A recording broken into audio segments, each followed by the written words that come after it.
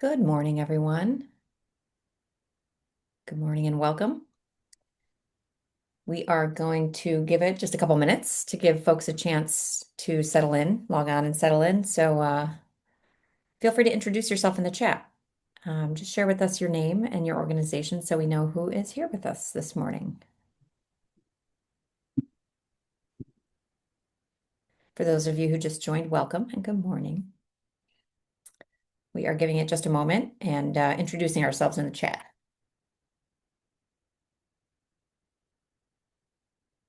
Good morning, Sharon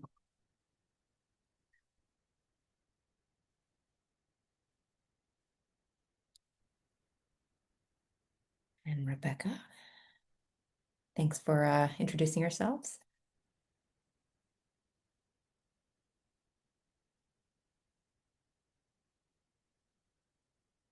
Hi, April. Hi, Anita.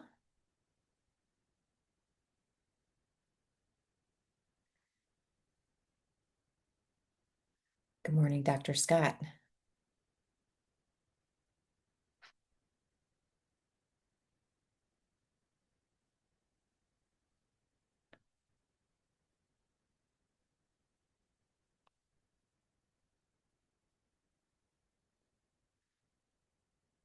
I spent a bunch of time a couple months ago looking to see if there was a way that I could queue up like welcome music and play it for these first few minutes.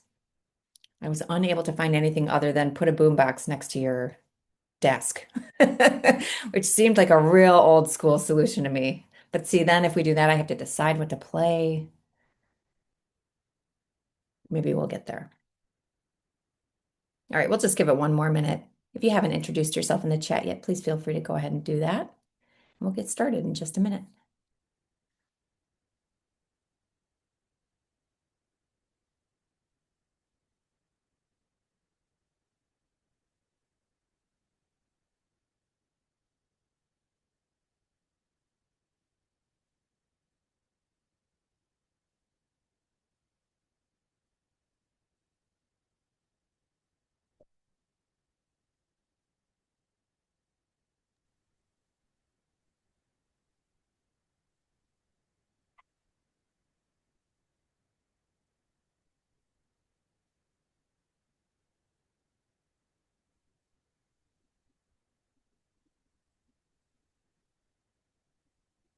All right, I think we'll go ahead and get started. Good morning, everyone, and welcome to today's webinar. My name is Laura Brooks, and I'm with the Community Mental Health Board of Oak Park Township. For those of you who are new to our professional development workshops, welcome. And for those who have been here before, welcome back. On behalf of the Mental Health Board and River Edge Hospital, thank you for taking the time to be with us this morning. In addition to our speakers, who I'll introduce in a moment, I am joined here today by my colleague from the Community Mental Health Board, Melissa Lobring, as well as by Fatima Villasenor from River Edge Hospital. Before we get started with the presentation, we have just a few housekeeping items to go over. First, our speakers would like this to be an engaging workshop. So if you haven't done so already, please feel free to introduce yourself in the chat, just your name and your organization. If at any point you experience any technical difficulties, please chat the hosts and we'll do our best to address that. Next, our presenters have saved some time for Q&A. If you have questions for them, feel free to drop them into the Q&A so we don't lose them in the chat. Also, they have built in a brief break midway through today's presentation, so we'll all have an opportunity to step away a little bit for a few moments to grab a coffee or a tea or a water refill or to stretch or do whatever we need to do for ourselves. Finally, and importantly, I want to cover the CEU procedures. To be eligible for CEUs, you must participate in at least 75% of today's webinar, and you also must fill out an evaluation by the deadline. Due to requirements implemented by the state related to CEUs for virtual workshops, you will now also have to complete a post-test, passing with a score of 80% or greater in 3 attempts by the deadline. We'll post a link to the evaluation and post-test in the chat at the end of today's webinar, so you'll be able to fill them out immediately. We will also email a link to the evaluation and post-test later today. Both will be open for 1 week through Friday, March 13th. After the evaluation and post-test close, CEU certificates will be emailed within 2 to 3 weeks to those who attend at least 75% of today's webinar, submitted an evaluation by the deadline, and passed the post-test with a score of at least 80% in 3 attempts by the deadline. If you have any CEU questions, please contact the organizers through Eventbrite and we'll get back to you. Okay, without further ado, let's get started with today's presentation. We are so pleased to have Jillian Reed and Nora Myers with us today to present their workshop, Gambling Use Disorders, Betting on Awareness. Jillian Reed joined Way Back In 2021, beginning work in peer support and now serving in outreach and recovery education. Jillian's role focuses on the development and delivery of data-driven educational programming and community partnerships related to gambling disorders. Nora Myers has been with Way Back In since 2020 and currently serves as the outreach and education coordinator for the Are You Really Winning campaign. This role includes providing resources, screeners, and education to the community. Jillian and Nora bring a practice-informed, community-based perspective to prevention and recovery with an emphasis on early intervention, stigma reduction, and improving access to supportive resources across youth and adult populations. In today's webinar, our speakers will provide insights and awareness into gambling use disorders and explore tools available for prevention, intervention, and screening. They will provide an overview of gambling and explore how it can evolve from fun to something unhealthy. They will also cover specific considerations about how youth are impacted and affected by gambling norms in today's world. Finally, we'll review concepts and materials from the Are You Really Winning campaign. And with that, I am pleased to turn it over to our speakers. Great. Thank you very much, Laura Brooks. Welcome, everyone, and good morning. I'm very glad to be here. My name is Jillian Reed, and my counterpart, Nora Myers, will be popping up at some point, unless you have that set up on your screen already. So, like Laura said, we'll be talking about gambling today. Just a quick run over of who we are, where we're from. So we are from an organization called Way Back In. If you're not familiar with that, it's primarily extended residential care for individuals 18 and up who are recovering from either substance use and or gambling disorders. We also do have outpatient care available throughout the entire state of Illinois for gambling disorders, and that's largely due to the benefits of telehealth, similar to this. So as we move through this presentation, I just want to make it clear that Way Back In, A5 Branding and Digital, the Illinois Council on Problem Gambling, and the Are You Really Winning campaign are neutral towards gambling and gambling establishments. We are neither for nor against gambling. And I do just want to put a quick warning out there that throughout this presentation, there will be images of gambling and there will be talk of suicide. That is because gambling of the addictions has the highest rate of suicide, so we will touch base on that further. Just wanted everyone to take care of themselves. So our agenda for today is going to be, what is gambling? That feels like a very basic question, but you would probably be surprised at what people think of it. And we'll also get into a bit of history. We're going to talk about gambling in the brain.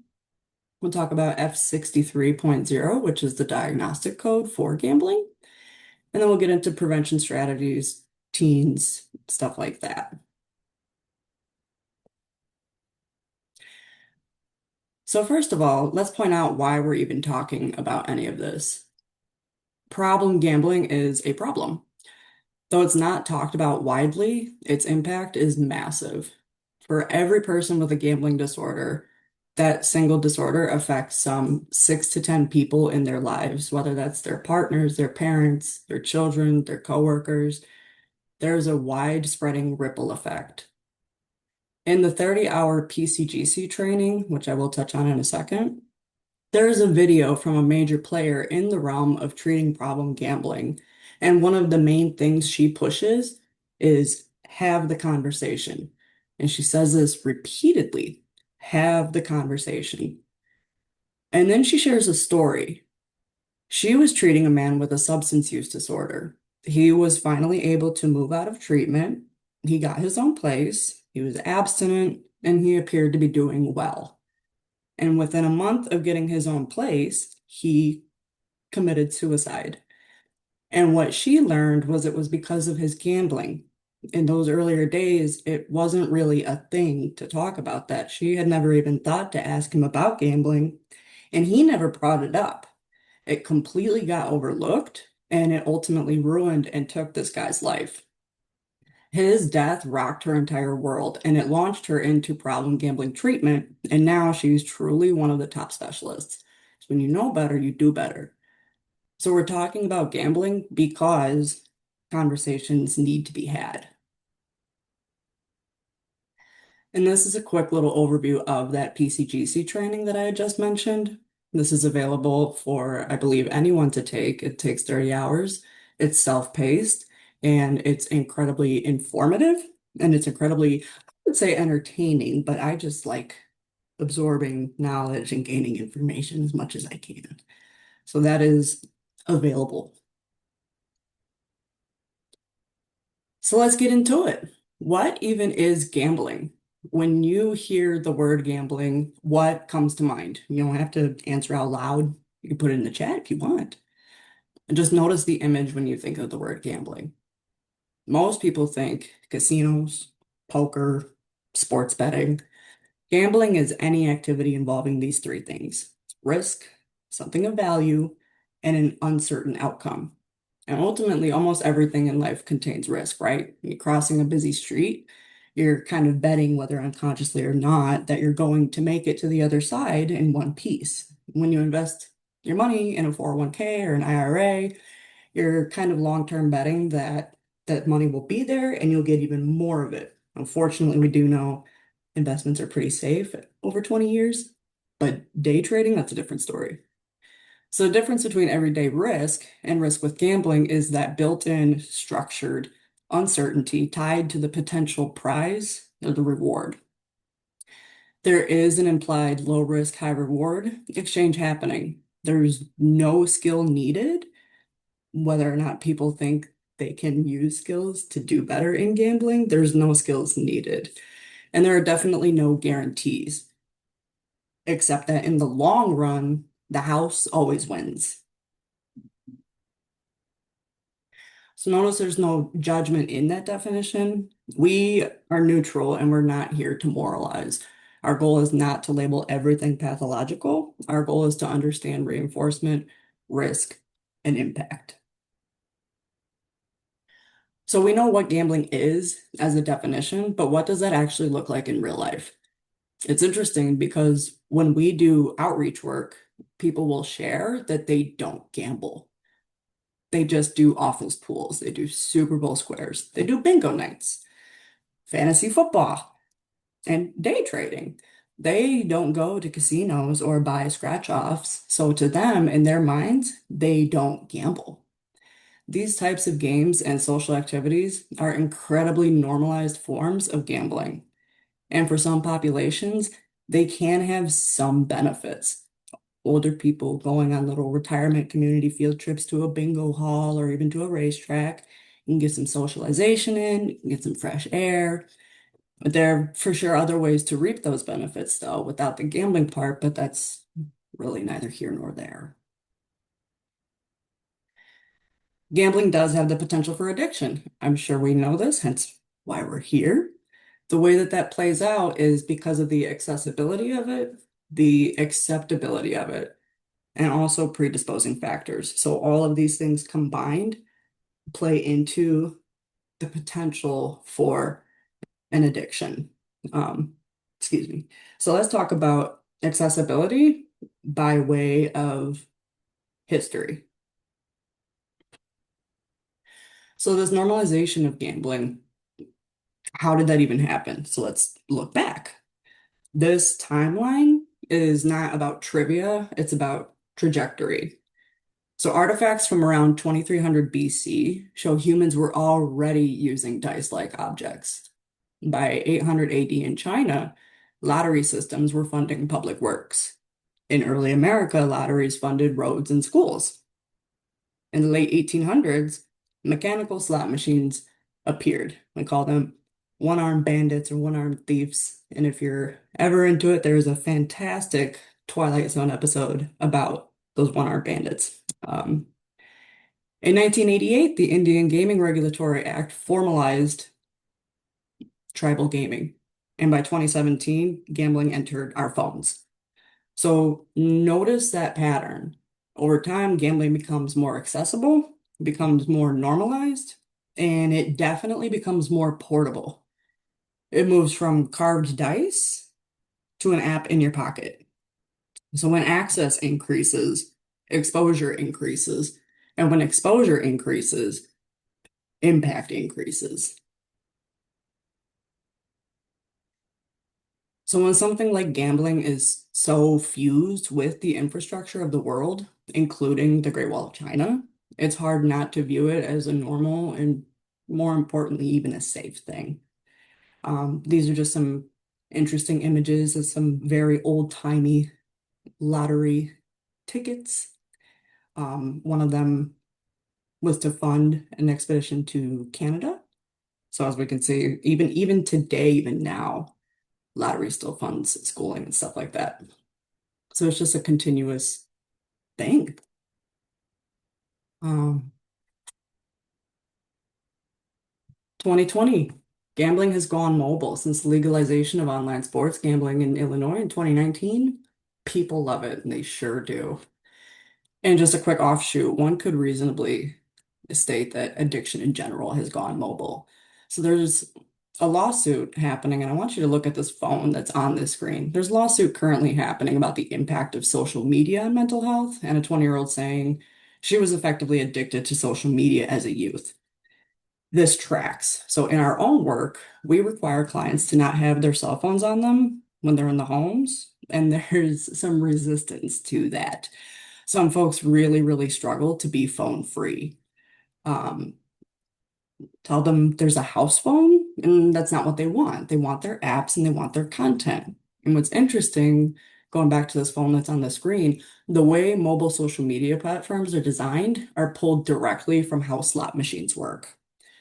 So we think about a slot machine, there's a quick little action, you pull in the lever, and then it's rolling, rolling, rolling, and then it lands on something. Um, Social media is the same thing, is it not? So you do one quick little action and it's scrolling, scrolling, scrolling, and it lands on something. And it's either something you like a cat video, or it's something you don't like a video not about cats. Um, so the way that those are designed, they hit the brain in the same way. And that's just critical to know. But on top of that, as it says here, state by state, gambling is becoming accessible on all devices. And as far as gambling currently, handheld devices are the most popular desktop use of gambling sites is steadily decreasing. And that also tracks because we all use phones.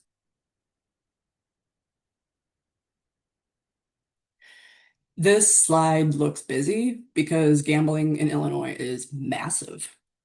So there's 49,282 video gaming terminals in Illinois. Brings in billions of dollars in revenue. There's billions of dollars in tax contribution. At this scale, gambling is not fringe. It's not a write-off practice. It is very real. It is economic infrastructure. Schools benefits, local governments benefit, just like they seemingly always have. And that makes policy complex because alongside revenue, we must ask, what is the social cost? So revenue is measurable. Social cost includes bankruptcy, mental health strain, relationship damage, lost productivity, in some cases, like we talked about, loss of lives. And these costs are absorbed by systems, healthcare, courts, families, and that's where many of us in this Zoom operate. So that's why it matters. It should matter to us. So here's what we're looking at realistically. Roughly 1% of the US adult population meets diagnostic criteria for a gambling disorder, and we'll get into those criteria on later on. Aside from that, so we know around 2 million people for sure meet the criteria for a gambling disorder. There's another 2 to 3% of the population that are subclinical. So what does this mean? This means they exhibit some of the symptoms, but not enough for a diagnosis. So they might be lying about their gambling or getting irritable when they try to stop or cut back. And that's what withdrawal looks like in gambling. They could be chasing their losses. So all in all, these are not pleasant situations. Nobody wants to be lying constantly, chasing after losses, any of that. But if there's only a few of those being met, then they are considered subclinical and they don't technically meet the threshold for a diagnosis, even if they are struggling. So all that's nationally, right? There's the 1% and then the 2 to 3% that is on the national level. In Illinois specifically, almost 4% of Illinoisans meet that diagnostic criteria for a gambling disorder, and around 7% of our population are at risk. They're at that subclinical level that we just talked about. Now the youth are not in great shape. That population is around the 4 to 8% level, which if you're paying attention this early in the morning, 4 to 8 is much higher than the 1, right? Mhm. So a lot of it is phones and video games, and especially loot boxes. Loot boxes are a very interesting thing, and I'm just going to explain them real quick in case we're not all a bunch of gamers. A loot box is a random item within a video game that your character can open and get a prize, basically. And even similarly with like the game Pokemon Go, the Pokemon that you encounter is random at times, and that's very exciting. Studies have shown that teens and young people who spend money on loot boxes, because while they're randomly in the game, you can pay money to actually have access to loot boxes. And we do know that the teens that spend money to get loot boxes do end up more likely to have a gambling disorder later on in life. Um, and we actually have a young alum, he was 20 years old, and he came to us having racked up around $10,000 in debt just in video game purchases and gambling. So he was buying things like the loot boxes, he was buying things like skins, which alter your character or something within the game. And he was spending this much money on things that didn't even impact the gameplay. So it's not like he was paying to make his character better or make his, like in Call of Duty, make his guns more powerful. He was just spending that much money to make it more visually appealing. $10,000 by the age of 20.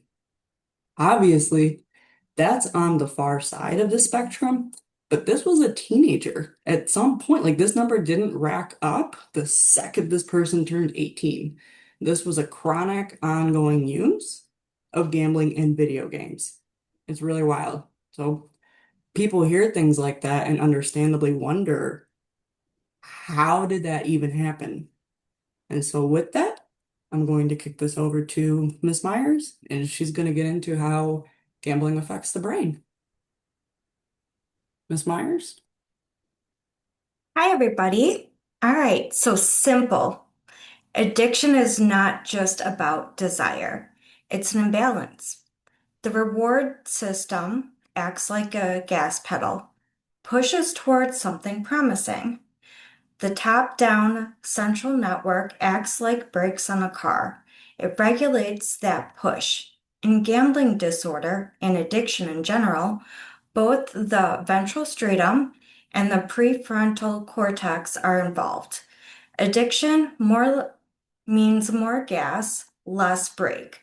So the stratum, is the reward hub. The top-down control network is the executive function, planning, impulse control, future thinking. It's the pause system. It's the brakes. In this case, our teenage gamer, all of this is dramatically impacted because the brain itself is still developing in general, but it was also learning addictive behaviors and wiring itself accordingly. Imaging studies of people with gaming disorders show I apologize, reduced activation in the regulatory network. This means urges move faster than inhibition. The urge is that go, and the inhibition, the stop, can't quite get there. So when something says, I don't know why I keep gambling,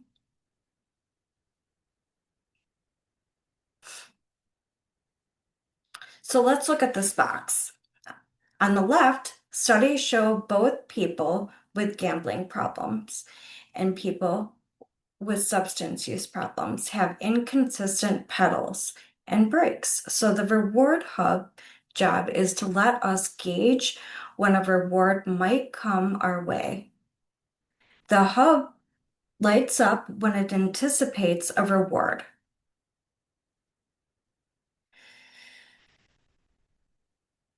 So the reward hub job is to help us gauge when a reward might come our way. The reward lights up when it anticipates a reward.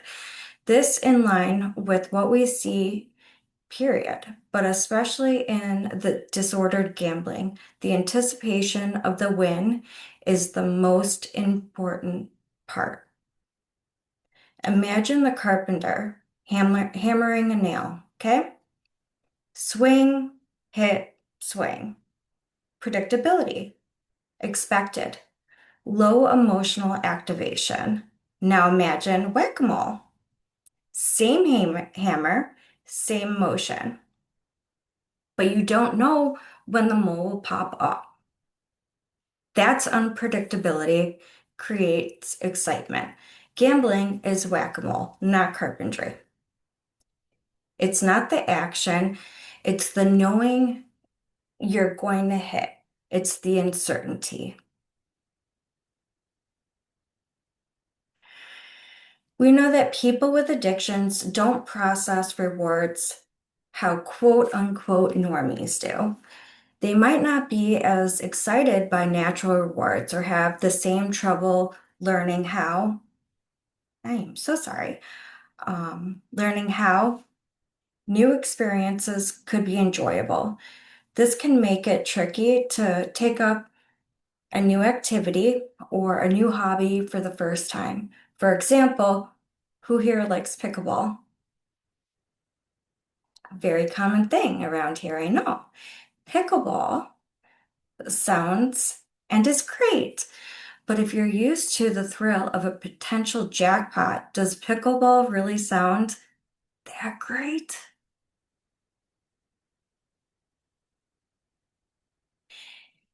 As you can imagine, the brakes that work well would be very important when we're pushing the gas pedal to the extreme, as happened in problem gambling. Research tells us that the brake amongst the problem gambler do not work very well. These studies show the brain differences in people who have an addiction when they get the stop signal.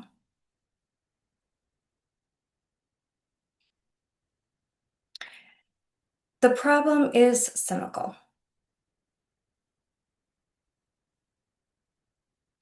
Number one, there's less activity in that top-down control network during a stop signal. So even if the signal is there, even if you're obviously logically aware that you shouldn't bet the title of your house, because that could very likely can and will lose it, the brain isn't registering that stop signal. And the more severe the gambling problem is, the less activity that we see in that top-down control network. Which brings us to number two. Not only are the brains in heavy gambling addiction paying less attention to these stop signals, the brake, if they do try to apply them, they just don't work as well as they should. Both of these factors combined can make it extremely difficult to stop gambling. Not impossible, though. Part of what makes giving up on addiction so difficult is the way our brains respond to the object of the addiction, whether that's a substance like alcohol or heroin or a process like gambling.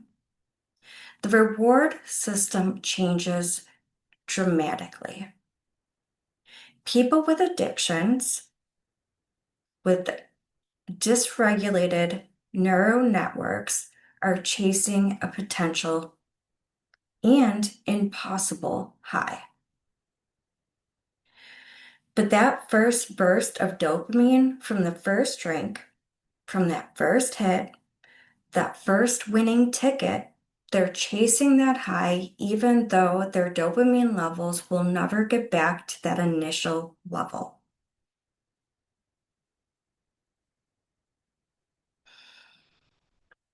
But it worked once, right?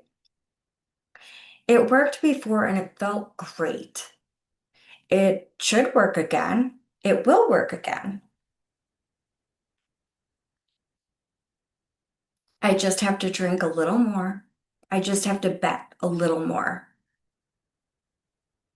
I can reach that level again. Unfortunately, that's not how it works. This chart indicates gambling effects on the mood, but truly can be applied to just about anything addictive. We have all sorts of baseline mood energy, right? You wake up and you're existing, and you're not thrilled and overjoyed, but you're not wallowing in depression, right? Just calm baseline. Introduce something like gambling, and the neurotransmitters in your brain spike, and the brain gets excited. If you as a person may not be overly excited, but your brain is like, whoa, this is amazing. But for every high, there's a low. And at some point, the high isn't getting you high, but the lows are actually bringing your baseline daily, your day-to-day mood down. And over time, with repeated exposure, this can ultimately lead to full-on depression. Unfortunately, feelings of sadness and depression often cause people with addiction to try to keep the object of their addiction to keep themselves feeling better, even if it's actually making them feel worse. Losing feels awful. If people, most of the time, if most of the time people lose when gambling, it's because the house has the edge. Why do people get so hooked on gambling? These guys, the only two things you enjoy. See, dopamine doesn't spike when we win. It spikes with the anticipation of winning. Uncertainty increases activation. If you knew you were going to win every single time, the excitement would decrease. Predictable rewards are neurologically boring. Unpredictable rewards are stimulating, like the whack-a-mole, right? Hammering a nail is just a cool project, but whack-a-mole is chaotic. And while we as people may not particularly give a hoot about whack-a-mole, our brains sure like it because our brains like novelty and uncertainty. Gambling operates in uncertainty. It's all about the maybe. And this brings this home. if you watched the Cardiac Bears this past season, you probably know exactly how stimulating that can be. And I am actually going to hand it back to my coworker. Jillian? Thank you, Nora. So talking about the Cardiac Bears, they're down most of the game, and then a comeback. And will we win interception? But there's still time on the clock. The emotional intensity during those games wasn't about guaranteed wins. That would be boring if we knew Bears versus Packers, Bears gonna win. It'd be interesting to watch, but not nearly as exciting. The excitement is from the possibility. It's that maybe. So dopamine is often called the reward chemical, but a more accurate way to think about it is that dopamine signals reward prediction. It activates when the brain thinks a reward might happen. A near miss, almost situation still activates dopamine because the brain interprets it as being close to a reward. That's a big part of why almost winning feels meaningful. Almost doesn't count. If you're running through an airport and you almost get on the plane, you did not get on the plane. It doesn't count. Statistically, almost winning means you lost, point blank, period. And when it comes to gambling, two cherries lined up and seeing part of a third cherry on a slot machine, that doesn't mean you almost won. It's hard to say that or hear that, but that means that you lost. But the brain sees these two cherries and this little bit of a stem, and it thinks, I almost won. I'm gonna get it next time. Now, serotonin is associated with mood regulation and impulse control. Lower serotonin activity has been linked with increased impulsivity, which can make it harder for someone to interrupt urges once gambling behavior starts. So when someone experiences repeated near misses, constant almosts, the dopamine system is encouraging continued play to go, while the impulse regulation system, that brake that we were talking about earlier, it may not be activating strongly enough to stop it. So with repeated gambling experiences, especially those near misses and those almost, glutamate strengthens the learning pathways that connect gambling with excitement, with anticipation, and with reward. So over time, those reinforcement loops become stronger, which means the brain becomes increasingly sensitive to cues like flashing lights or betting opportunities, or even just the idea of gambling. This can help drive preoccupation, which is another one of those diagnostic criteria that we'll talk about in a little bit. So taken all together, dopamine drives anticipation, serotonin helps regulate impulses, and glutamate strengthens the learned connection between gambling and reward. And those near miss, almost doesn't count, experiences activate all three of those systems in ways that reinforce continued play. Ultimately, for some people, such continued play can potentially lead to disordered gambling. So we know addiction has a lot of predisposing factors, and this does include gambling disorder. Genetics play a role, very much like if a parent is an alcoholic and the child is more likely to be one. The same thing applies here. We know some cultures have a lot of gambling in them, like mahjong or spades, and that's a big part of why we do things like hold conferences for specific demographics, right? We have the AAPI conference, we have the Black African American conference for problem gambling. So some of these demographics just have it more ingrained into them, and we know the more exposure there is, the more likely there is for a problem to arise. Environment plays a role too. We saw earlier on the slide, my goodness, it is raining. We saw earlier that living within 40 miles of a casino increases the likelihood of a gambling addiction. We do know that it will taper off, but that initial building does kind of spike it up a bit. Social factors, we kind of talked about this before. So racetracks, bingo halls, regular attendance at things like that can also increase the likelihood of developing a gambling disorder. It is very loud. I'm so sorry for the rain. And psychologically, we know there is a lot of overlap between other mental health issues and gambling and addiction in general.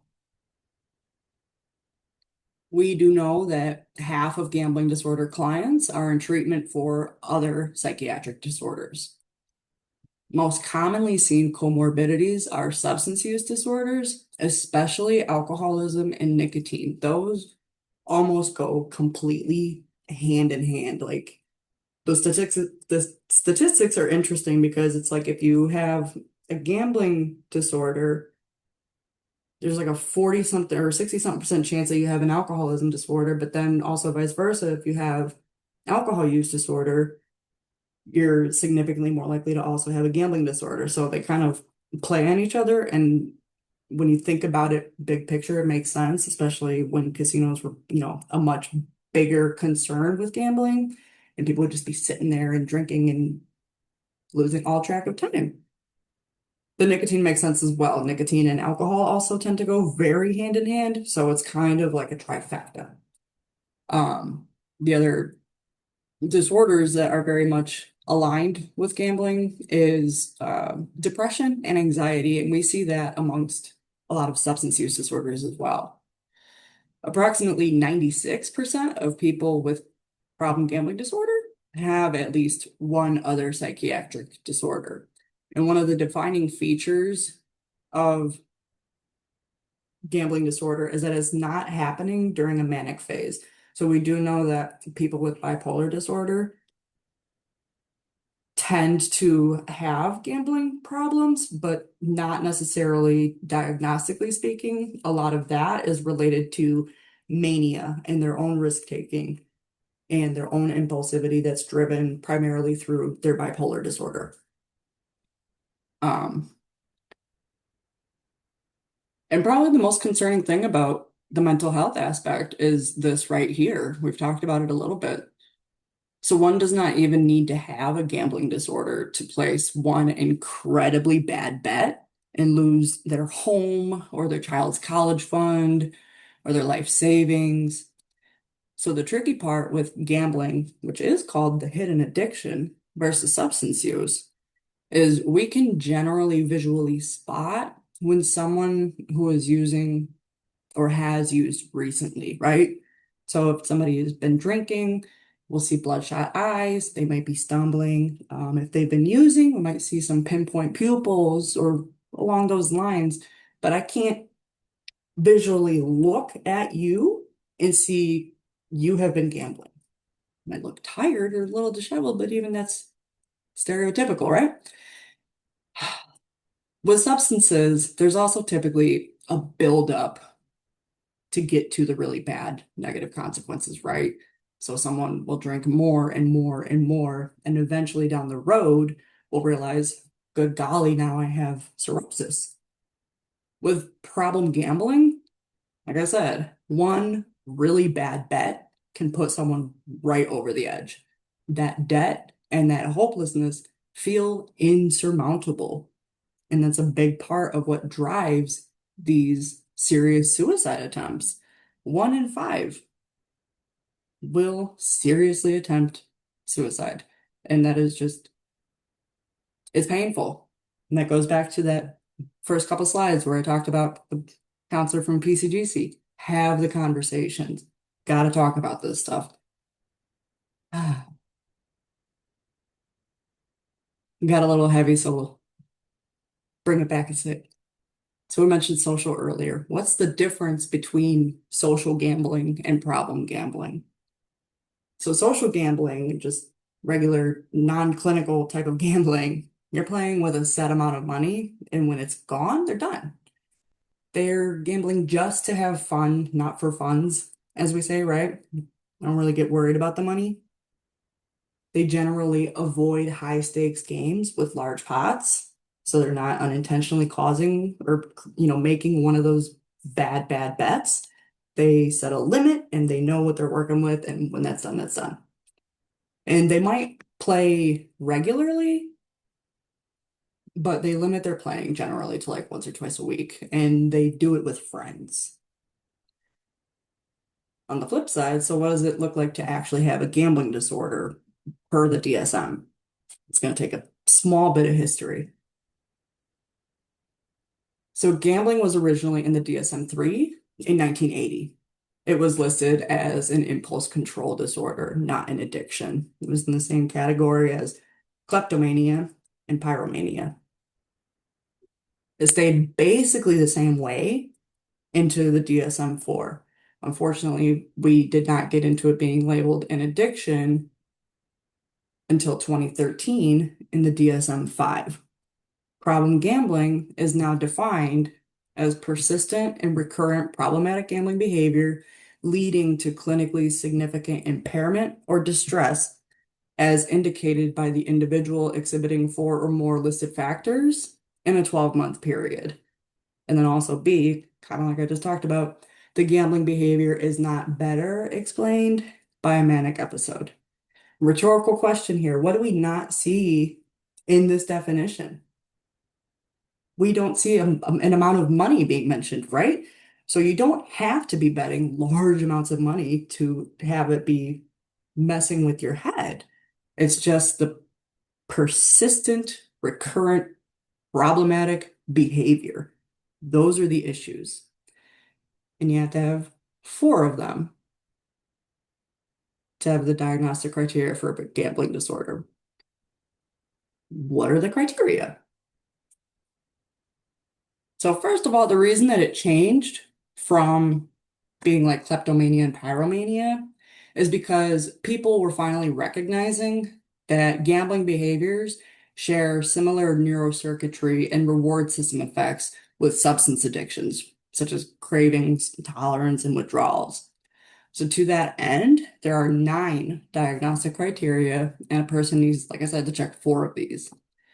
So remember earlier about our theoretical subclinical friend who was lying and irritable and trying to chase their losses?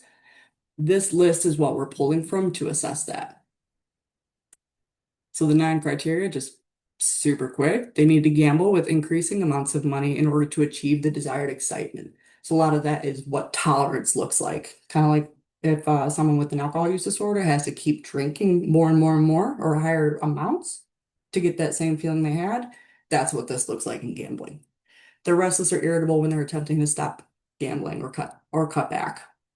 They've had repeated unsuccessful efforts to control, cut back, or stop.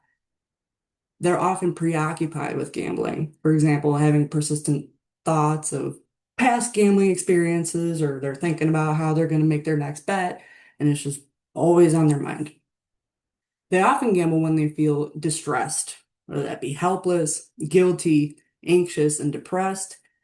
The DSM-4 particularly listed it as a way of escaping problems. Um, After losing money gambling, they often return another day to get even, and that's what we're referring to when we talk about chasing losses.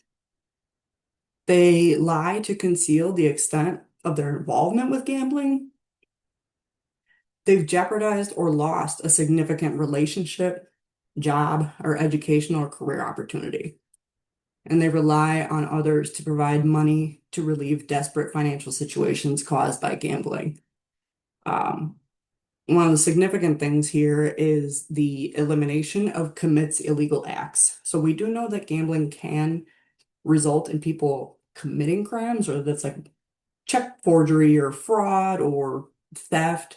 That's no longer part of the diagnostic criteria for this. So I want you to actually do this. And I love the Golden Girls. So instead of visualizing a gambler, I want you to picture it. 2026. Close your eyes for a second if you need to. Picture someone with a gambling addiction. What do they look like? How old are they? What's their gender? And What are they even playing? I want you to hold that image in your mind, and then we're going to apply some of this DSM criteria to a case.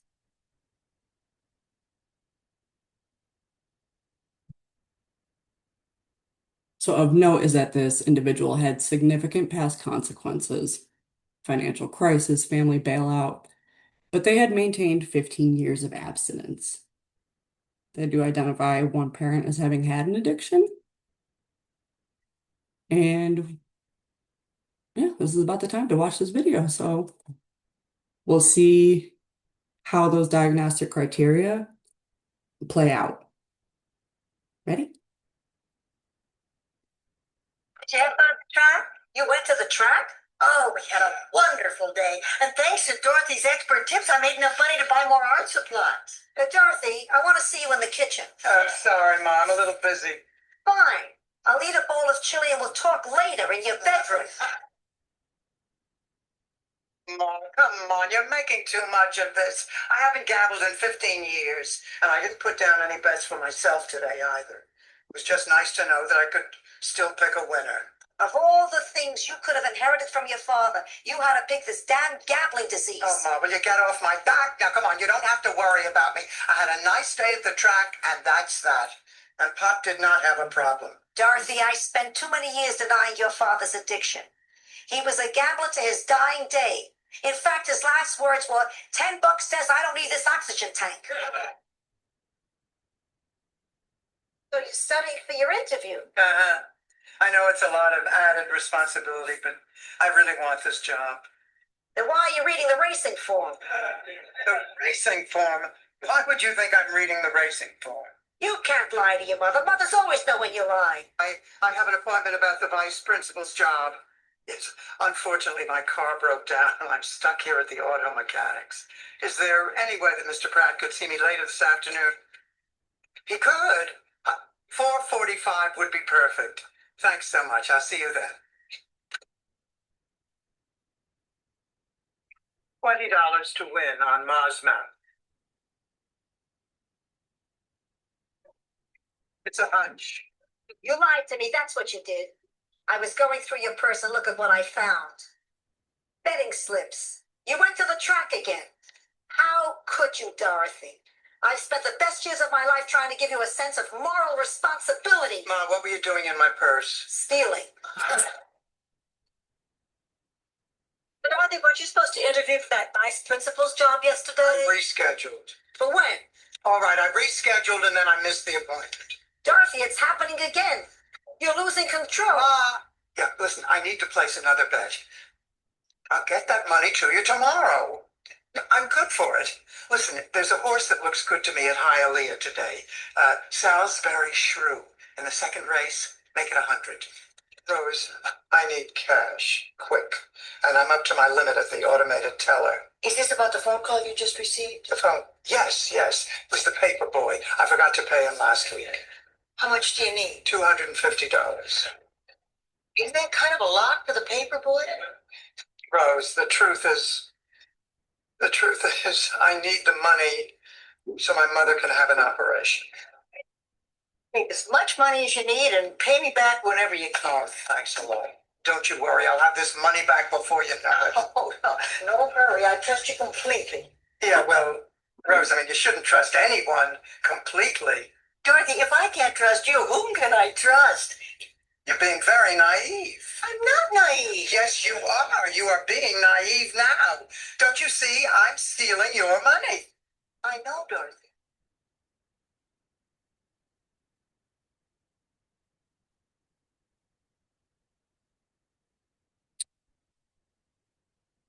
So Dorothy went to the track, didn't place a bet for herself, but did advise Rose what to bet on, and Rose won.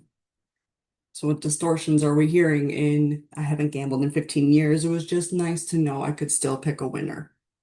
Yeah, minimization, illusion of control, overconfidence bias, and relapse, which is a whole other presentation in and of itself. Relapse begins cognitively. So Dorothy, she's secretly reviewing racing forms, reschedules her job interview, misses the interview, and then she places a large phone bet. So this is clinically fascinating. We see the increase in bets throughout the clips, indicative of either tolerance or chasing losses.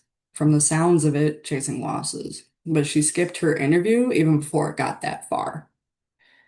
Functional impairment precedes visible escalation. Like we said earlier, gambling disorder isn't diagnosed by a dollar amount. It's diagnosed by impact. And coincidentally, speaking of dollar amounts, in 1990, when this episode aired, so this is from season 5, it's episode 24, and it's called All Bets Are Off. When this aired in April of 1990, that $250 bet that Dorothy made, Dorothy, for those who don't know, is a substitute teacher. That 250 was the equivalent today to around $625. So that's a pretty big bet to be making. So she's lying a lot and she's engaged in quite a bit of deception, which, if you know, is completely out of character for Dorothy Spornak. So, having watched this, let's review how many criteria are met. We have preoccupation, we have the increasing wagers and chasing losses. There's a loss of control, there's lying, there's definitely jeopardized relationships and clearly jeopardized job opportunities. There's a reliance on others for money, where she goes to Rose and asks for that $250. So 6 of these DSM criteria are met. Dorothy Zbornak is considered to have problem gambling, comma, moderate. Just a quick fun fact before we do go to break. Both of these characters in Golden Girls struggled with addiction at some point, which is significant because older people, older women especially, are often overlooked clinically. Meanwhile, older people gamble at a rate of around 40 to 50%. And that's substantial, and a lot of it is considered social gambling. So in this case, we're looking at Dorothy. Brilliant, quick-witted, level-headed Dorothy has a gambling disorder. Gambling addiction comes up a few times in the series by way of her father, and it was incredible to see in 1990 an episode talking about genetics in addiction the way that they did. It's significant that it wasn't Sophia, who's known for impulsivity, and it wasn't Blanche, who is also known for impulsivity, we'll say. Right there in the script, at the end of this episode, it's I'm Dorothy Zbornak and I have a gambling problem. So if Dorothy Zbornak can have a gambling problem, and if Rose Nyland can be addicted to opioids, this just really demonstrates that addiction can and does impact anyone. So to circle back to this before we go to break, when this popped up the first time, who did you imagine or what did you picture? Most people might picture a young man with a phone, with a sports betting app, and maybe an older-ish guy at a slot machine. But Dorothy is not an outlier. Women often begin gambling later in life. There is a much faster progression once the behavior begins, and that's called telescoping. A lot of it is socially based, but problems can crop up quickly due to things like loneliness, isolation, and limited income. We also see that with moms quite a bit, and that may not have immediately jumped out to anybody, but for example, playing Candy Crush and things like that, again, that's not necessarily gambling, but it's a lot of the same stuff. So in regards to, loneliness, isolation, limited income, older women are an especially incredibly underscreened demographic across multiple categories. And it's interesting because when we're out and about with the Are You Really Winning table, I've personally found I'm most often having actual conversations and making actual referrals with middle-aged and older women. The thing to know about addiction is it does not disappear, it waits for exposure. And exposure is no longer confined to racetracks. We have it right here on our phones. I feel like that's a great time to take a break. Laura Brooks. Wonderful. Okay, I did not have the Golden Girls delivering gambling use disorder wisdom on my bingo card this morning, and I am so grateful that you brought that in. That was really helpful. So thank you. We have one question, if we could do that before the break. Javier asks, what are the benefits of classifying gambling disorder as an addiction in the DSM rather than as an impulse control disorder? So the benefits I would say would probably be the availability of treatment. We do get into that a little bit more. One of the notable things about treatment is the lack of problem gambling counselors, which is unfortunate. Um, but so kind of how we talked about earlier, gambling is very much in line with how substances affect the brain. So, like I said, if you're an alcoholic, you're finding yourself having to drink more and more and more to get that same buzz that you had. And eventually, drinking is not going to even really cut it anymore. You're just maintaining a sort of baseline. Gambling has that same effect. So, at one point, me betting, $20 a day was more than enough. I was fine with it. But then eventually, I wasn't getting that same thrill anymore. So, I'm going to increase. I'm going to go up to 60. I'm going to go up to 100. We saw that in the clip with Dorothy. Her very first bet was $20 on Ma's mouth. And eventually, the horse at Hialeah, make it 100. It was a dramatic escalation. We also see the similarities with withdrawals. So, alcohol, there's a physical withdrawal, and it's an incredibly dangerous withdrawal.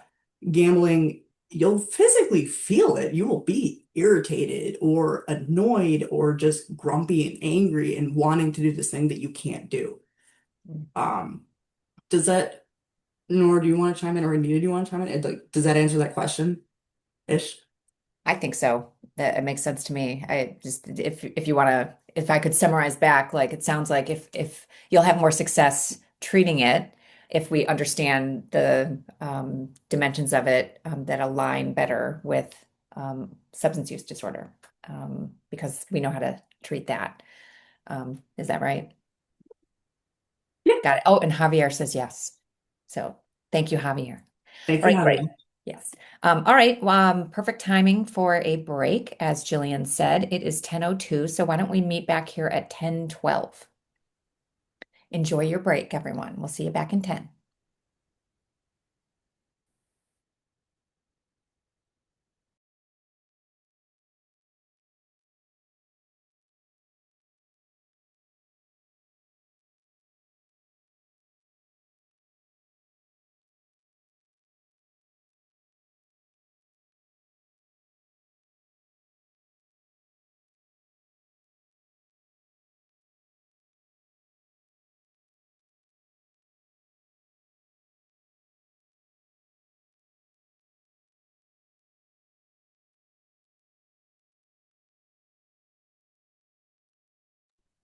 All right. It is 10:12 by my clock. I hope everybody had a restorative break, and we'll pick it back up again. Right back to you, Jillian and Nora. All right. Thank you so much. Yeah, I also hope everybody had a great break, and I hope that we enjoyed getting to watch a little bit of the Golden Girls. It's my absolute favorite show. Um, but with that, moving on. Computer, I said we're moving on.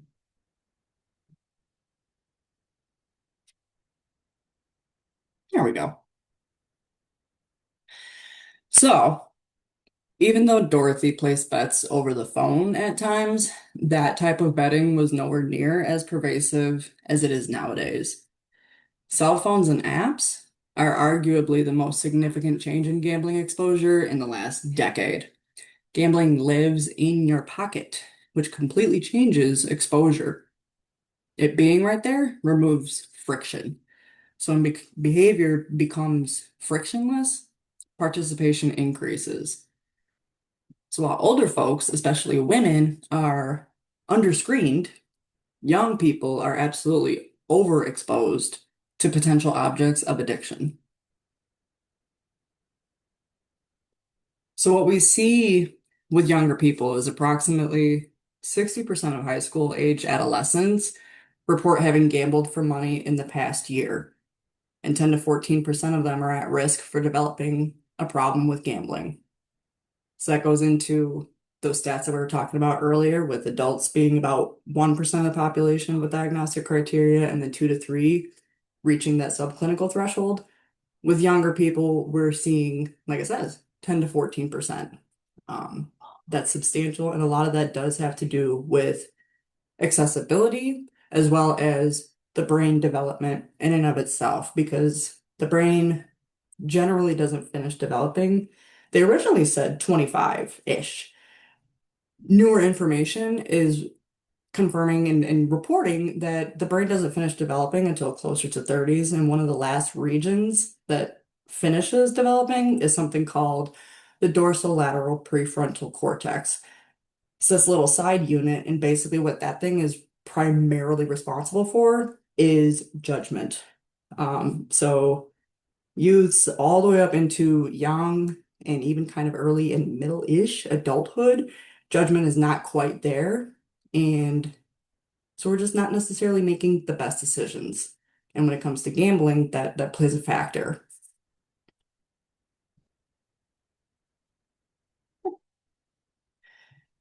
So problem gambling in youth and young adults, approximately 2 to 4 to 6, or excuse me, 2.4 to 2.6% of North American youth do have a gambling problem. Again, that is twice as high as the adult population.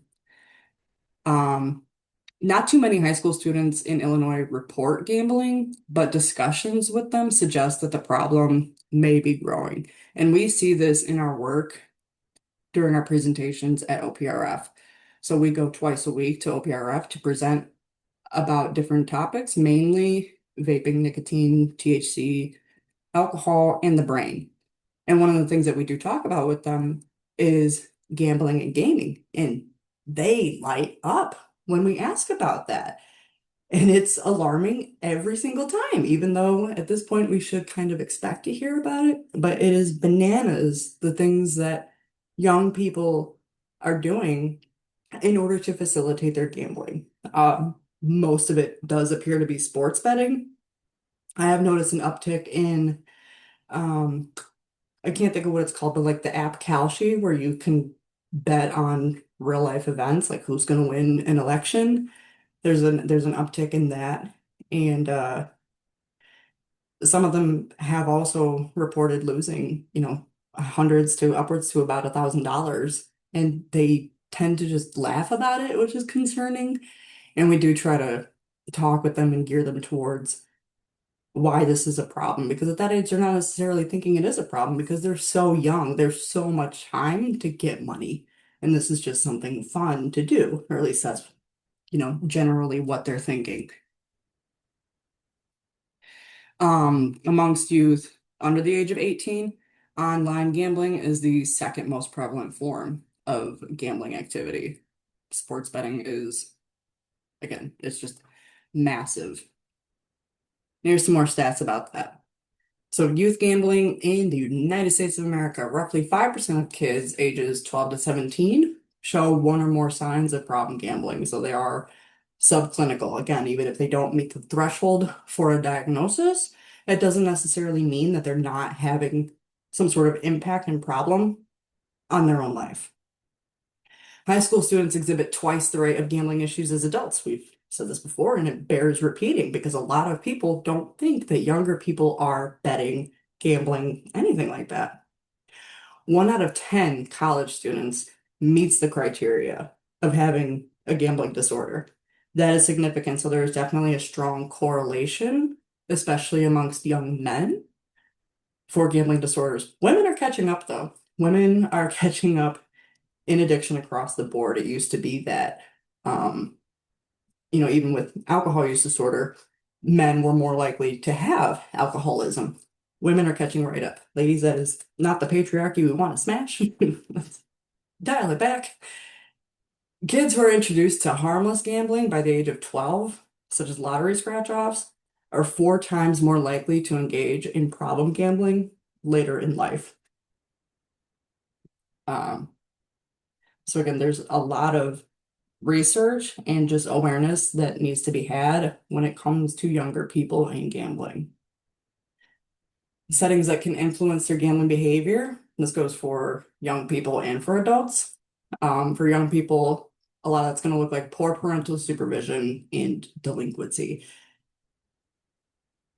Currently, there seems to be a lot of I'm my child's friend more so than I am their parent, and there's a lot of hands off. As long as you're not physically injured, I don't mind what you do. And hopefully, this will help have the conversation about what's actually happening, what they're doing on their phones, what they're doing, on their laptops, even at school. Um, because most, I think it was like 1 in 6 or something like that, don't even think that their child could be gambling. Early age of beginning gambling, so an early age of exposure, even just seeing adults gamble, playing poker or something like that, seeing that can influence gambling behavior. Um, Across the board, lower socioeconomic status can influence gambling behavior. Some people have called gambling a poor tax because there's a lot of hope in gambling, right? So you think you'll spend $1 on your scratch off and it'll pay off in dividends. You'll get millions of dollars. Um, and people, generally speaking, people with wealth don't necessarily have that same hope towards scratching something off and getting big money from it. They're a little more comfortable with their finances, but for poorer people, there's a lot of hope and there's a lot of drive to kind of try to get that one big quick win and then their problems will be okay. It doesn't work like that. It just doesn't. So then for adults, individuals who are widowed, separated, or divorced, and that goes back earlier to what we're talking about with older women, especially because women do typically live longer than men, so they are more likely to wind up widowed. Um, and so those factors do all play a role in gambling behavior.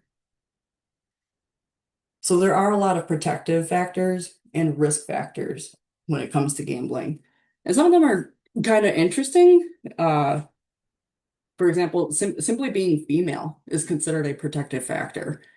Conversely, obviously, being male is a risk factor. Um, Additionally, amongst the protective factors, there's, high achievement, there's adaptive, good, well-known coping skills. We have emotional intelligence. We have good well-being. There's self-monitoring and self-awareness. We're saying resilience is protective, personal competence, social competence, so kind of just knowing how to navigate throughout the world. Having good social support is a protective factor for so many things, period, point blank. You want to have that good social support. And same thing with community involvement, whether that's, something like the after school program at the rec center or going to church, something like that. Some sort of community involvement is really going to help you because if you're busy doing all this, you don't have time to go gamble. You don't have time to drink, anything like that. Mentorship is another really big one. Just having that other person either to look up to or knowing there's somebody looking up to you. Parental monitoring, we just talked about that. That is a big one. That is a massive protective factor. Literally within it, you're protecting what your child is doing. Family cohesions, again, we kind of just talked about that. Divorced is not a great thing for your well-being, especially when it comes to this. Social bonding and school connectedness are critical. So when it comes to risk factors, again, being male, any host of mental illness, such as depression, anxiety, um, here listed as even ADHD, stress, guilt, things like that, all of these are risk factors for a variety of issues. Substance use disorder, we mentioned earlier, that is the most common comorbidity for gambling use disorders. Impulsivity and risk-taking tendencies, I feel like they're kind of obvious. Betting and gambling is quite impulsive and quite risky. Avoidance-based coping is significant. So Having good coping skills is a protective factor, and not really knowing how to cope is going to be problematic. And again, we talk about lower socioeconomic status, familial substance use disorder, peer substance use disorders, getting a really big win early on. So if you are that lucky person who puts a quarter in the slot or scratches the right ticket and gets a big win off the bat for your first time, that does a whole bunch of rewiring in your brain, and you think, oh my goodness, this is how I'm going to do it. This is it. One tiny little investment for a massive payoff.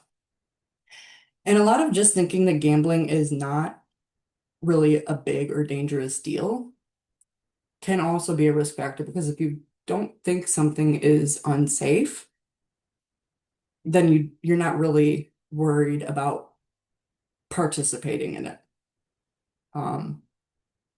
Sports gambling, that is a huge issue, and we talk a lot about it currently because it's just everywhere.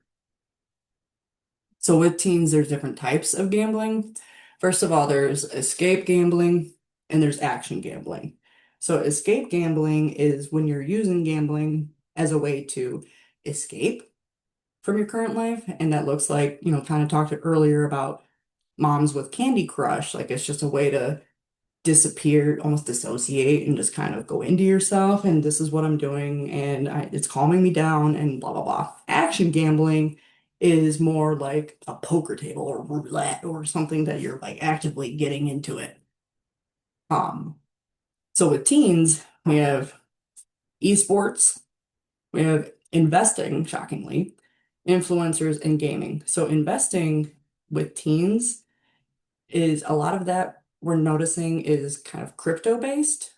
And when we talk about gaming, I talked earlier about that alum of ours who spent thousands of dollars and got himself thousands of dollars into debt from his gaming. And a lot of the way that gaming is built is replicating gambling, especially like I was talking about earlier with the loot boxes. That's the exact same mechanism for gambling. So there's a few signs that a teenager may be involved in having a gambling use disorder. If they start selling their personal belongings, that could be because they're trying to recoup some cash that they lost. So that may be chasing a loss. If they're borrowing money from their friends or family, if they're stealing and lying, if they have a large amount of cash that cannot be explained, that might be an issue. Not even necessarily for gambling. That could also be something else, which is not great.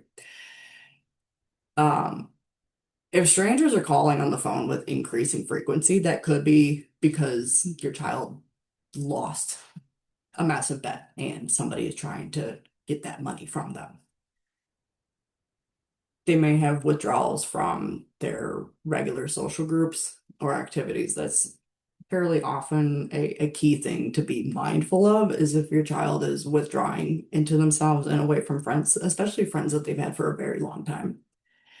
If they appear distracted and anxious, or they can be moody or depressed, they're having unexplained absences from school or work, they're breaking curfew regularly, if they're spending hours and hours and hours on gaming sites, that could be an obsession at that point. Obsession with sports scores can also indicate a sports gambling habit. So if they're very, very concerned, especially about like micro bets, like if a player injures themselves and they're taken out of the game and the child just freaks out, it could potentially be because the child had bet that that player would do something in the game, and now that player is no longer in the game, so now they automatically lost that bet.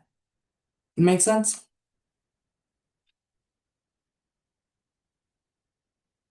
Could also be that they're seemingly tired all the time, and it could seem like they're using, but they're not.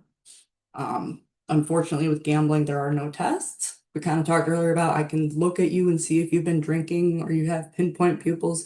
There are no tests. You can't drop somebody and see in their urinalysis that they've been gambling. Relapse is extremely common in gambling because it's so accessible, right? It is everywhere.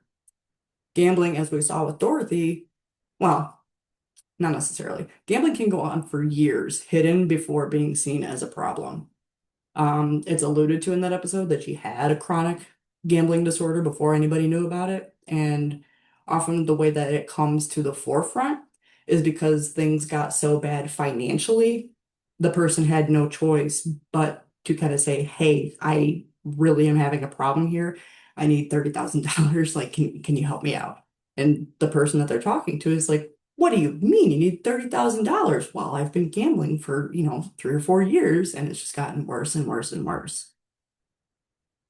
People with gambling disorder tend to be controlling of money, and they're very often in charge of finance at home and at work. They might be a treasurer for school clubs. An interesting Illinois case that you might be familiar with is that woman out in, oh gosh, I can't think of the town, but she had over decades embezzled millions.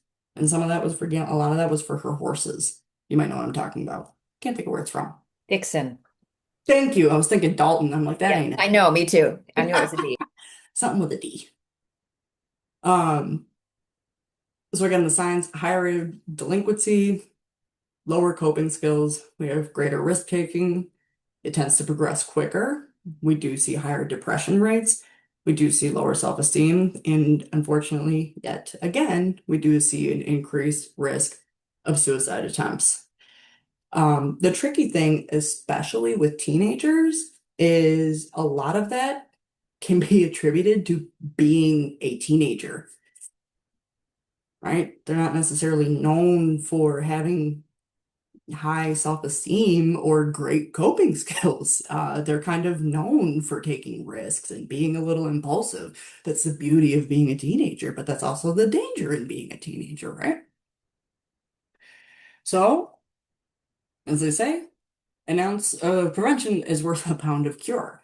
Some of the ways that we or our loved ones or whoever can stay safe when it comes to gambling, number one, you can know the game. Can make sure you understand the odds and the house edge, and we know for sure in our heart, in our core, in our bones that in the long run the house always wins. It has to, otherwise the establishment would go under, and they don't want that. You want to make a plan. You want to know how much you're willing to lose and how much you want to play. So you're going to set limits of time and money. You're going to go into it expecting to lose. You can hope to win. Winning is the idea, that's the whole point, but expect to lose. Remember that you're playing to have a good time, and don't ever chase your losses. Don't ever borrow money to gamble. Don't gamble money you can't afford to lose. I actually was just kind of talking about this recently with Anita. I had gotten a credit card offer in the mail, and I was reading the fine print as one does, and it says right in there that, you agree not to use this credit card for any gambling. And I was like, well, good golly, when did they start adding that? It's brilliant. I love that they put it there. I wish it was in larger print. But that's very important. Do not gamble more than you can afford to lose. You might want to consider teaming up with a friend to help each other stick to your personal betting plans. And to really drive it home, we're doing this for fun. We're acknowledging it as a form of entertainment and not a way to make money. So we can say to ourselves, I'm going to let myself have $40 for the week for entertainment, whether that's me going to the movies, whether that's me, going to a go-karts, I don't know.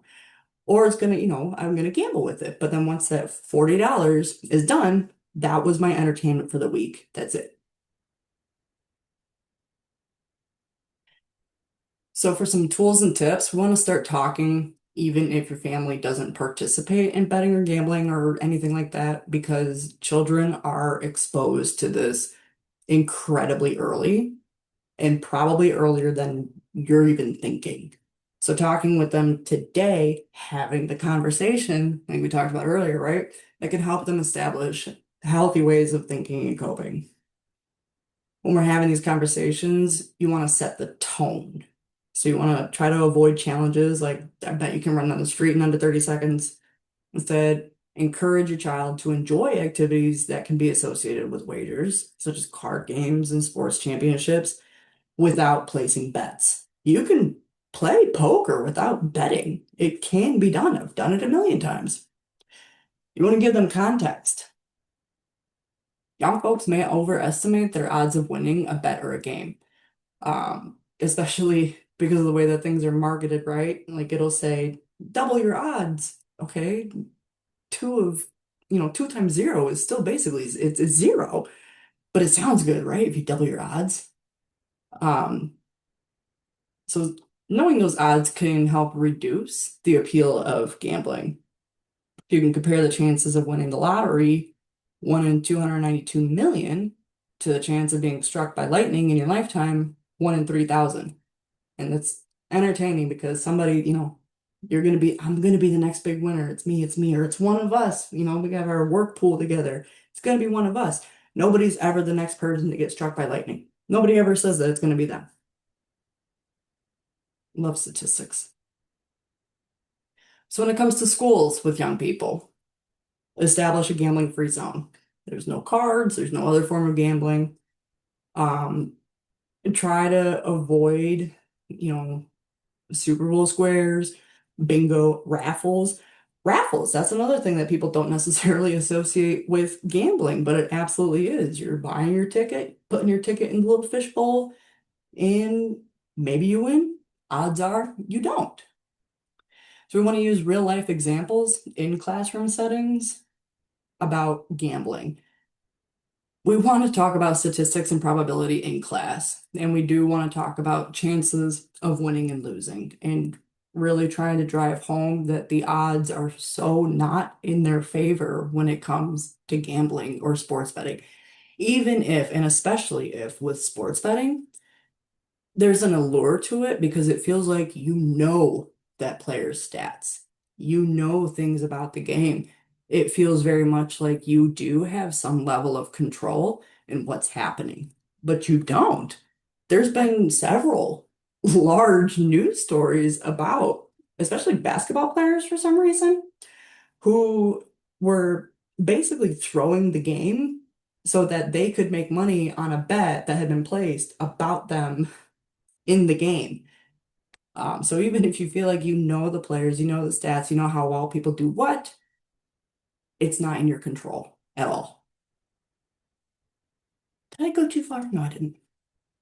Additionally, with schools, when it comes to open houses and parent-teacher conferences, you do want to have information available for parents. You want to talk with them and encourage them talking with their child about responsible gaming and gambling. You could bring up the school policy, especially if you do establish a gambling-free zone.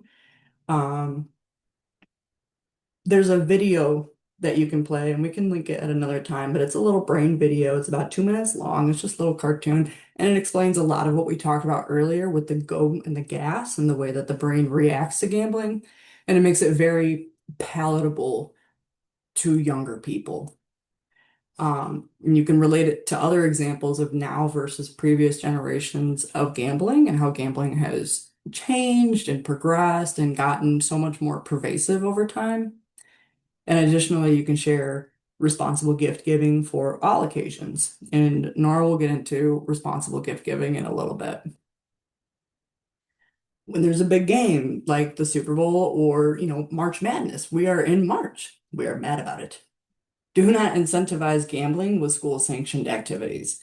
So even though these big events occur and they exist, and there's pressure to make the Monday after the Super Bowl a national holiday because it is just that significant to us, we want to dial that back. We can talk about the integrity of the sport or the history of the sport. We can engage with NCPG, ICPG, or Are You Really Winning? And learn some tools and tricks and things that we could talk about instead of gambling on these massive sporting events. So for those who do struggle with gambling addiction, as well as for their loved ones, there are a variety of tools and tips available. So one of the key resources we want to talk about listed here is this self-exclusion. Self-exclusion is a voluntary program where a person asks to be banned from gambling venues or online platforms. In Illinois, this can include casinos, video gaming terminals, online sports betting, depending on the program. So when someone enrolls, their name and identification are entered into a database used by gambling operators. And if they attempt to enter a casino or place bets through a regulated platform, they can be removed from the property or prevented from gambling. There's usually different time options, for example, a 1 year self-exclusion, a 5 year, or even a lifetime self-exclusion. And once someone enrolls in this, they generally cannot remove themselves until that time period expires. And even if that time period expires, it can be tricky convincing a counselor that this chronic problem gambling that you suffered with so much that you excluded yourself, that you are now in sustained remission and are able to safely and responsibly gamble again. So self-exclusion is it's designed to create a barrier between the person and the gambling environment. It doesn't cure gambling disorder, but reduces immediate access. And we know access drives exposure, drives impact. And this matters because gambling is often impulsive and cue driven. So if the environment is physically or digitally blocked, it gives that person time for that urge to wash over them and pass. So for clinicians, this can be a useful tool to discuss with clients who recognize their gambling has become problematic, but they need structural support to interrupt that access. In Illinois, the IGB, the Illinois Gaming Board, administers a voluntary self-exclusion program that allows people to ban themselves from all casinos in the states, and there's no clinician necessary. Alongside tools like self-exclusion, there are also digital resources designed to support people who may be concerned about their gambling. One example is the eVive Gambling Harm Reduction app. eVive is a free digital tool designed to help people better understand their gambling behavior and access support if they need it. The app includes educational content about how gambling works, how reinforcement and reward systems work, and how gambling problems can develop. It also includes self-assessment tools so people can reflect on their own behavior and risk level.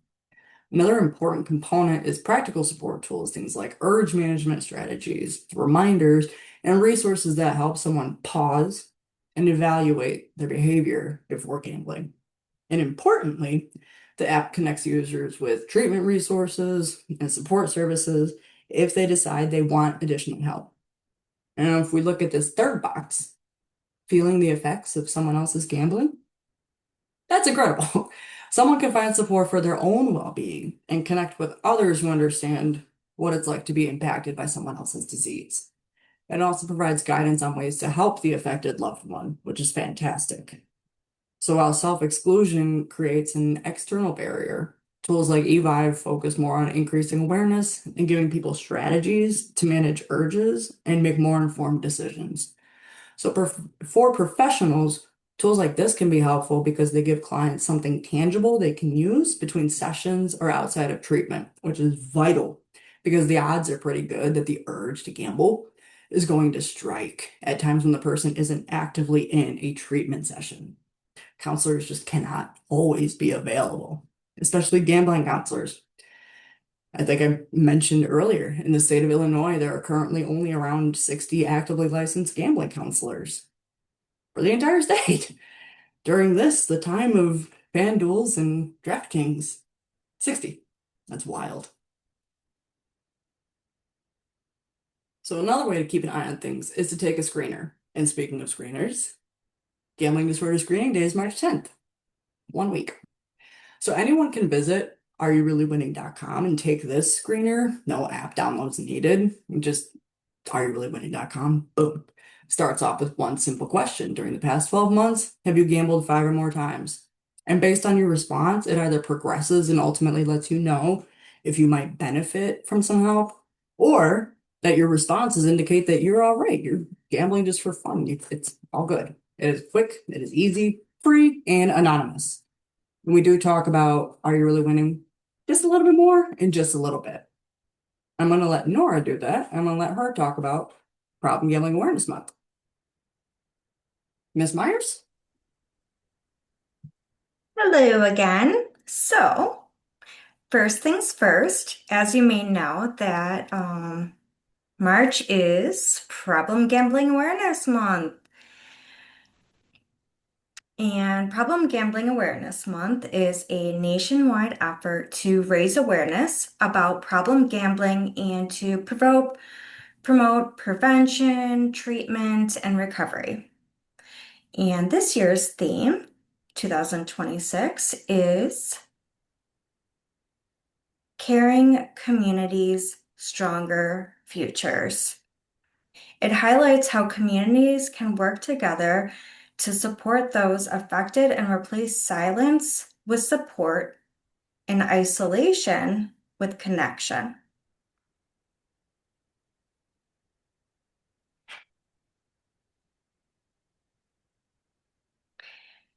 And one of the ways that we, as Way Back In and Are You Really Winning, celebrate and acknowledge PGAM is the art competition. And the art competition invites Illinois residents ages 14 and up to submit artwork that sheds light on the journey from gambling addiction. Entry is free, and the deadline to submit is March 31st. This year, we're excited to share that the competition has actually expanded to literary and performance categories. So that's cool because before it was had mostly visual media and things among that nature. So again, we're thrilled to open the doors to an even wider talent pool. The artwork will be judged professionally by a professional jury, and awards for each category will include stipends of 500, 1,000, and even 2,000. Up to 5 high school students will be selected to receive $100 Visa gift cards. The artwork submitted to this competition will also ultimately be publicly unveiled, and that makes it way around, and it makes its way around the Illinois State Conference or State Fair. Wow. Sorry about that. I actually just went to the state conference, but it's really a wonderful opportunity, and we hope that you'll encourage someone or even yourself to submit. And again, that is March 31st.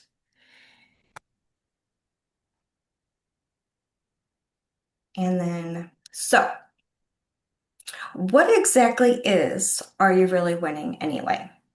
First of all, you notice the logo is a shield. Shields are protective, right? Knights have shields and the guards and stuff. What kind, that's the kind of campaign is. A, a guard against the onslaught of DraftKings and FanDueling.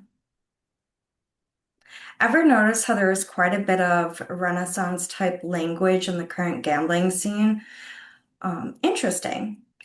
So, the Are You Really Winning campaign is a statewide effort to raise awareness, provide tools, and promote the helpline for people who are struggling with problem gambling. It aims to reach an incredibly wide and diverse audience through marketing efforts, including in community engagement and outreach. I tell you, everywhere we go, um, that not only does an organization do so, education and resource sharing and ads. So you've probably seen the campaign everywhere. We've got billboards and we have some on the bus shelters, social media, Google ads, in-game advertising, and sports venues. We even had a short spot on a local channel during the Super Bowl.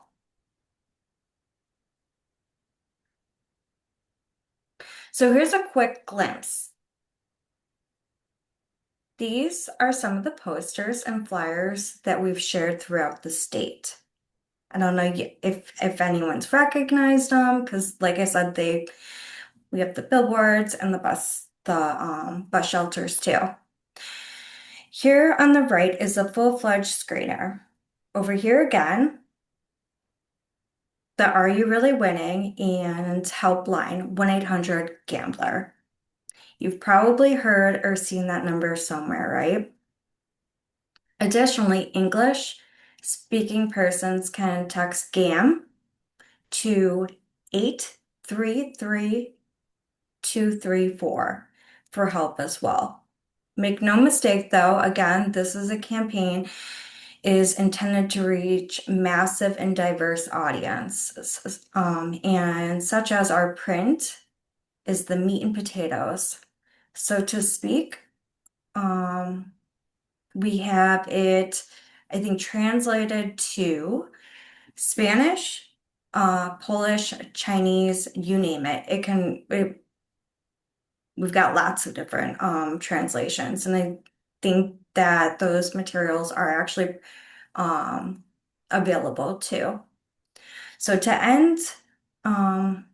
that end, it feels prudent to share that Are You Really Winning is actually an award-winning campaign specifically for multiculturalism because again, anyone and everyone is impacted by addiction.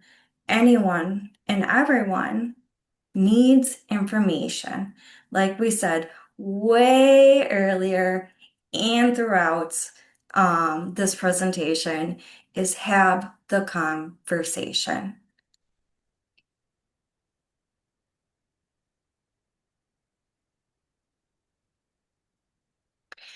So, and I think Jillian had touched on this before, the Think Before You Gift. So within the statewide campaign are other campaigns. And this is one of the key ones as well, responsible gift giving. Think twice before gift gaming. A lot of people during the seasons are rushing to get to Mima's, and on their way they realize, great googly molly, I forgot little Jimmy's gift. So they swing by what's always open on holidays, gas stations. And they grab a scratch off. It's $1. But I mean, hey, little Jimmy might end up winning the ticket, and who's the chump now, huh? You know what? Let me grab one for myself too while I'm here, just in case. So we want to encourage not to do that, right? Little Jimmy's brain is still developing. We don't want to introduce gambling to that young mind, at least not any more than it's already possibly been exposed by buying Lububus and loot boxes. At the very least, we want to minimize and mitigate harm. One might say that we want to reduce harm. Again, scratch-offs are not for kids. They're not 18, you know? On top of that, everything else, they legally cannot gamble anyway. They can't cash, they can't cash the ticket. Uncle Jim Bob, or Auntie Bobby Jim has to cash it for little Jimmy. So are they even sure to give little Jimmy the winnings for the present? Who knows? None of it is worth the risk. Hence, responsible gift giving. Another campaign that we have from the Are You Really Winning campaign is the Don't Bet Your Future. This still ties into the younger minds, and as we know, there's been an explosion of sports betting, in particular among college students. So what's neat about this campaign is that it actually does involve real student athletes. It also includes women and athletes as well as the coaches. Again, I really, really am trying to reach, again, we are really, really trying to reach just a wide audience. We want something for everybody, if that makes sense. And to To top everything off, here are a couple pieces of literature that share tips for being a responsible gamer. And I know that Jillian had mentioned the app too, and that touches on the responsible gambling as well. So, but here is know the odds. The house always wins. Make a plan. Expect to lose. And then this piece on the right is the Don't Bet Your Future, and it lists the risks for the youth and adults. Some of these we touched on earlier, but it bears repeating. Rates of problem gambling are higher in youth than adults. Early exposure can increase the risks in developing an addictive disorder. Billions of dollars are lost by sports bettors. Young people can get in over their head financially become financially devastated. Like our friend from earlier who had the $10,000 debt. NCAA rules prohibits student athletes and athletic staff from participating in sports betting activities. They risk losing their eligibility to play, and staff risk their entire jobs. And also for the kids, um, if I think it was on the news a little bit ago about the students losing their whole scholarship for the rigged games. Um, so adults need to know that adults who give minors access to their account can have their accounts shut down and could be reported to the Illinois Gaming Board. If they help a minor place a bet, they're violating the Sports Wagering Act. This last part may sound dramatic, but it's legit. Would you want to be the one who helped a young person bet and they ended up losing a ton of money or their scholarship? Or they faced criminal prosecution or developed an addiction or died of suicide? Remember, gambling has the highest suicide rates among all of the addictions. Remember, 1 in 5. Nora, I'm just going to pop in for a moment here. We're running real close to I, the end, so and I want to leave a I little time for questions. So if there's a way we could do that, I'm so sorry. No, you are good. I Yeah, was actually looking at the clock yeah, earlier too, and like, oh, yeah. So we're this is just, I mean, actually, this is actually the last slide, and then the rest of them are resources. Great. Thanks. So this stuff is accessible on the Are You Really Winning website. And yeah, so I'll hand it back over. Wonderful. Thank you guys so much. Here's what I'm going to do. I'm going to go through the very tiny housekeeping stuff at the end in case anybody has to hop off. And then we've just got a couple questions that we should be able to get through pretty quickly, if that's okay. So I'm just going to thank you guys for this terrific information and just especially the Golden Girls. That was like icing on my cake today. And it was really useful. We had a couple of folks in the chat saying how useful that was. And I want to thank everyone for logging on today.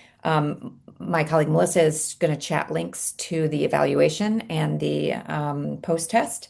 And you will also receive an email later today with those links. You do have to fill them out by the deadline in order to be eligible for CEUs. Okay, thank you so much for that. And let's get to the questions. We have a question from Sandra who asks, is there research on gaming addiction transitioning into gambling addiction? yes, substantially. I don't know if this was asked before or after I mentioned, especially like the loot box purchases and whatnot. I've been doing a lot of talking today. But yes, there's quite a bit of transitioning from gaming into gambling because a lot of gaming is just like gambling. It's got a lot of the same behaviors and a lot of the same cues and triggers. So that's kind of how that ties together. Gotcha. Thank you. Mhm. Karen asks, does Wayback In go into the Proviso Township High Schools to provide programming like what you talked about providing at OPRF? She said this is essential information for parents and students to have. We would love to. We have explored avenues in order to be able to connect with Proviso to do that. We've also tried to connect with Brookfield as well. And I think it's just some cross wires happening. But Karen, if you have a connection, I would love to talk. Yeah. Karen, you have Jillian's email address from the chat, so feel free to get in touch, I think is what Jillian is saying. Terrific. Okay. Irene asks, I work with someone who gambles when he is stressed and has opened up over 20 online advance accounts to help with paying bills, but it is a vicious circle of getting out of this debt. He sees a therapist to talk about gambling and better stress relief techniques, but he continues to struggle. 2 steps forward and then 1 step back is so consistent. He started to pay off debt with his tax refund. Any suggestions of where to go from here? Irene, if it's quite all right, I would actually love to chat with you after Mhm. the fact. Maybe we can email and talk some suggestions with that because it feels a little more in depth than what we can and should be doing right this moment. Is that Mhm. okay? Yeah, so Irene, Jillian is encouraging you to send her an email, and you guys can talk about that offline. It sounds like some additional Support. interventions might be called for in this case. So great, thank you. And then the last one we have, oh, Karen says thank you, by the way. And Irene says yes. Okay, they're following up. Thank you, guys. And the last one we have for now is from Sandra, who asks, what suggestions can you give regarding a client of mine who believes they have a gambling problem, but continues to try to manage and does not want to self-restrict because they feel they should be able to manage themselves without having to have an external control? So I would really like to encourage them to take the screener. Hmm. The if they go on the website, they can take the screener. We had mentioned they could even go through it together. And on that, then it offers the resources as well. So it says like there's low probability or like mild probability. So it's really a helpful tool and so then it can give them suggestions, and if they wanted to take the suggestions they could, again, with like there's the app too that is really helpful with the then they don't necessarily, if they don't want to stop, they don't have to stop, they can just manage it and kind of just keep an eye on it. And that's that eVive app. Mhm. Okay, great. I mean, all I can think of when I hear that question, this is not a fair comparison at all, and I recognize that, but like I can't keep Cheez-Its in my house because I will eat them. I would love to have control over that. It's similar though. It Yeah, really is. And I don't feel like there should be this, I should be able to control it because yeah. it's a neurological thing at that point. Like, What I tell my kids is set yourself up for success. What do you know are your triggers, right? I'm not a clinician, but like this is the talk that we engage in around the house about things like this. And I do kind of hope that, it provides some education for them in this domain as well, right? yes, Yeah. Terrific. So I just want to share, Jillian and Nora, with you guys that there are folks in the chat who have been thanking you for an excellent presentation. And Anita also shared, Anita is also from Way Back In. Anita shared that Way Back In and NAMI will be starting a run walk club that will focus on topics each month. And March is, as we've learned, is Gambling Awareness Month for that. So I'd love to hear more about that. Maybe we can include that in the email that we send out if there's more information to share about that. absolutely. I can send you flyers too. Terrific. Well, thank you so much, Nora and Jillian. What a great presentation. What helpful information. And again, thanks to everybody who stuck with us online a couple minutes out here. And Sandra says thank you. I saw one more question in there and she said thank you. So thanks to everybody. Turn in your evaluations and post tests and happy Friday, everyone. Take care. Have a Happy good Friday. Thank day. you. Bye-bye.